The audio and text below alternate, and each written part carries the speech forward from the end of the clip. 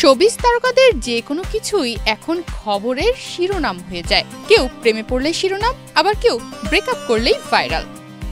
ভক্তরা অপেক্ষা করে থাকে কে কাকে আনফলো করলো, কে আবার কার সঙ্গে ঘুরতে গেল। এই নায়ক নায়িকাদের জীবন যেন সিনেমার গল্পের চেয়েও বেশি নাটকীয়, আর সেই গল্পের কেন্দ্রবিন্দুতে এখন মাহিয়া মাহি। ঢালিউডের আলোচিত, জনপ্রিয়, আবার কখনো বিতর্কিত নায়িকা। বছর দেড়েক আগে মাহি নিজেই জানিয়েছিলেন রাজনৈতিক স্বামী রাকিব সরকারের সঙ্গে তার বিবাহ বিচ্ছেদ হয়েছে। অগ্নিখ্যাত এই নায়িকা তখন বলেছিলেন, আমাদের সম্পর্কের ইতি টেনেছি, এরপর থেকেই দুজনকে একসঙ্গে দেখা যায়নি কোথাও। বান্ডেল থাকলে প্রতি সেনমানিতে টাকা বাঁচবে। বিকাশ সেনমানি বান্ডেল কিনে জিতুন প্রতি লেনদেনে। কিন্তু এখানেই মোড় ঘুরল গল্পের। হঠাৎই মাহির ফেসবুকে পোস্ট, স্বামী আর সন্তানের সঙ্গে দুটি ছবি, ক্যাপশনে শুধু একটি শব্দ, মাশাআল্লাহ। আর সেই একই ছবি মাহির পোস্টের 1 ঘন্টা আগেই দিয়েছেন রকিব সরকার। এই একটি পোস্টেই পুরো নেট দুনিয়ায় ঝড়।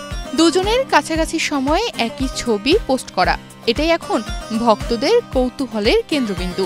ভক্তদের প্রশ্ন, তাহলে কি আবার এক হচ্ছেন মাহি আর রকিব, নাকি এটা কেবলই একটি ইঙ্গিত অতীত ভুলে নতুন করে শুরু করার? ঘনিষ্ঠজনরা বলছেন দুজনের সম্পর্কের বরফ নাকি গলছে, আবার কেউ বলছেন আসলে তারা পুরোপুরি আলাদা হননি, শুধু দূরত্ব তৈরি হয়েছিল।